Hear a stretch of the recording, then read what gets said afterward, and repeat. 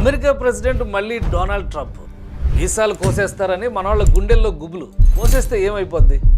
Don't worry, brain drain ఆగితే brain gain జరిగినట్టే. మన మేధస్సు మనకే అన్నమాట. ఇక్కడ ఏం చేస్తారు అంటారా? ఏమైనా చేయొచ్చు. ఎవ్రీథింగ్ ఈజ్ పాసిబుల్ అని ఈ బ్రదర్స్ స్టోరీ వింటే మీరే ఒప్పుకుంటారు. అనగనగా ఒక ఊరు, ఏదో ఒక ఊరు ఎందుకు, మన గుంటూరు అనుకోండి. ఇద్దరు అన్నదమ్ములు, చంద్రకాంత్, శ్రీకాంత్.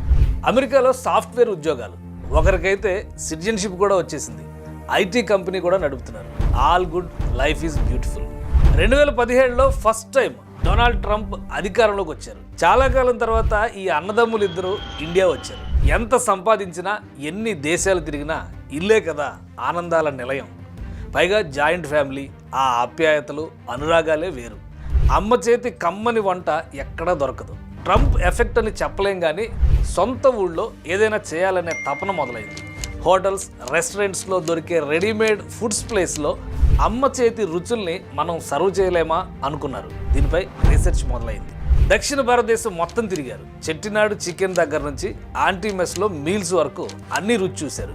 దేశమంతా తిరిగిన తర్వాత అర్థమైంది ఏంటంటే, చిన్నప్పుడు పండగలకి అమ్మ చేసే కోడి కూర, గారెల్ని మించిన టేస్ట్ ఏ ఫుడ్ ఇవ్వదని. ఫైనల్గా ఫుడ్ బిజినెస్ బెస్ట్ సొల్యూషన్ అని డిసైడ్ అయిపోయారు.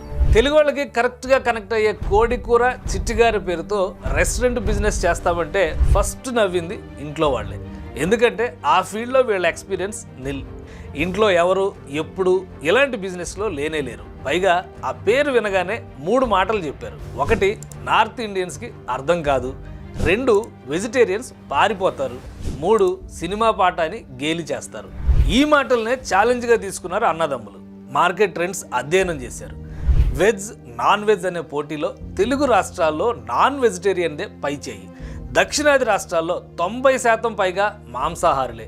తెలుగు వంటకాల్లో మిక్స్డ్ కాంబినేషన్ చాలా ఉంటుంది. దీని ప్రకారమే మెను ఉండాలని అన్నదమ్ములు డిసైడ్ అయ్యారు. అంతా బాగుంది. అప్పుడెప్పుడో చిన్నప్పుడు దసరాకి, కనుమ పండుగకి బంధువులు వచ్చిన సందర్భంలో ఇంట్లోనే పెంచి వండిన కోడి కూర, చిల్లిగారె రుచులు ఇప్పుడు ఎలా వస్తాయి? దీనికోసం బేసిక్ ప్రిన్సిపల్స్ పెట్టుకున్నారు. No food colours, no preservatives, no tasting salt. Simple, authentic, traditional సూత్రాలతో ప్యూర్ సౌత్ ఇండియన్ కిచెన్ని తమ అభిరుచులకు తగ్గట్టు డెవలప్ చేశారు.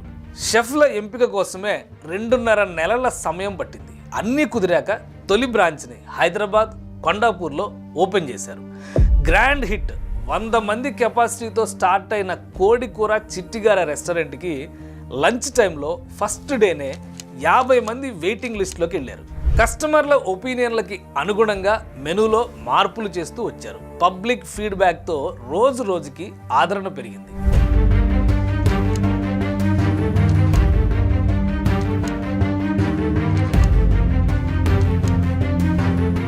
ప్యూర్ నాన్ వెజ్ అనే ముద్ర కంటే కాంబినేషన్స్ని సరికొత్త ప్రయోగాలతో తీర్చిదిద్దడం మొదలుపెట్టారు.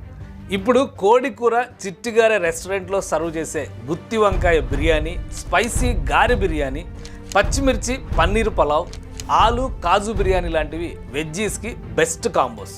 స్టార్ట్ అయిన ఫస్ట్ ఇయర్లోనే ఇక్కడ చేసిన గోంగూర గోబీ బిర్యానీకి times of India most innovative biryani award దక్కింది. We have spicy gare biryani, katmirchi biryani, we have pesara punugulu biryani. We have a lot of veg options as well, even though our name has chicken on it.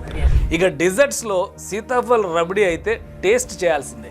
ఇంట్లో నూరే రోటి పచ్చడి, గారెలకి కాంబినేషన్లో ఉండే recipes అన్నిట్లో ప్రయోగాలు చేసి foodies మనసు గెలుచుకున్నారు. ఇంటి రుచులు రావాలంటే కల్తీ లేని దినుసులు వాడాలని అమ్మ చెప్పిన సూత్రాన్ని ఫాలో అవుతూ బిజినెస్ రేంజ్ పెరిగాక సొంత మసాలాలు, పొడులు తయారు చేయడం మొదలుపెట్టారు. కోడికూర, చిట్టిగారెలో వండే ఆకుకూరలు, కూరగాయలు అన్నీ సొంత తోటల్లోనే సేంద్రియ పద్ధతుల్లో పండించడం మరో విశేషం.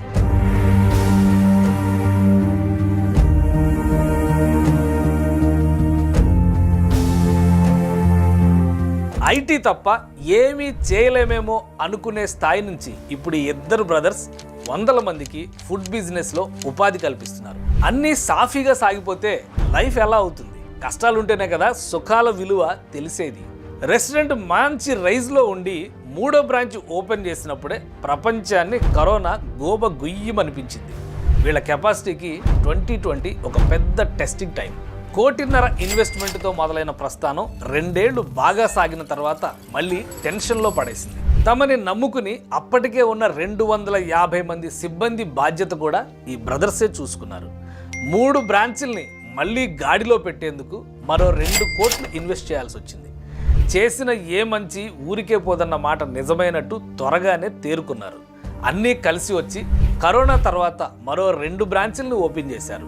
ఈ టోటల్ స్టోరీలో మరొక ఇంట్రెస్టింగ్ ఫ్యాక్టర్ ఏంటంటే వీళ్ళ బ్రాండింగ్ ట్రెడిషన్ అయితే వీళ్ళ బ్రాండ్ అంబాసిడర్స్ అమ్మ నాన్న. ఎక్కడ కొత్త బ్రాంచ్ ఓపెన్ చేసినా ఏ సెలబ్రిటీకి ఆహ్వానం ఉండదు. కస్టమర్లే వారికి సెలబ్రిటీలు.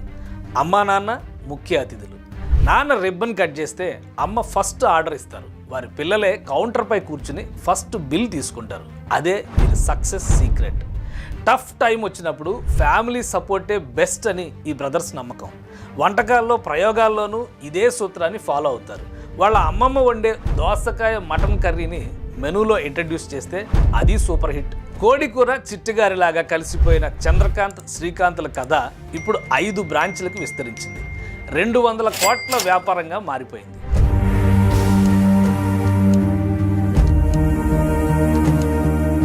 అలా అని చంద్రకాంత్ శ్రీకాంత్ అమెరికాని ఐటీ కంపెనీని వదిలేయలేదు. అది అదే, ఇది ఇదే. దసరా పండుగ నుంచి సంక్రాంతి వరకు మన ఇళ్లల్లో కోళ్లను పెంచి నాటు రుచుల కోసం పూర్వకాలంలో లాగా పండగ విందు చేసుకోవాలంటే ఇప్పుడు ఎదురు చూడాల్సిన పని లేదు. కోడికూర చిట్టిగారే రెస్టారెంట్కి వెళ్ళి విందు భోజనం ఆర్డర్ చేస్తే చాలు. మీ బాల్యంలోకి, మీ పల్లెల్లోకి, మీ ఇళ్లల్లోకి, మీ అమ్మ ఒడిలోకి వెళ్ళిపోవచ్చు. హలో, ఇది నాన్ వెజిటేరియన్స్కి మాత్రమే కాదు, స్వచ్ఛమైన శాకాహారులకి కూడా. ఈ స్టోరీ విన్నాక అర్థమైందా? రాజకీయాలు ఎలా ఉన్నా మనం సక్సెస్ కావాలంటే ఒక రాజమార్గం ఉంటుంది. కరెక్ట్ టైంలో దాన్ని క్యాచ్ చేస్తే చాలు. ఈ బ్రదర్స్ కమిట్మెంట్ చూశాక వీరి బిజినెస్ మోడల్లో భాగం అయ్యేందుకు పోటీ పడుతున్న వారు మరెందరో.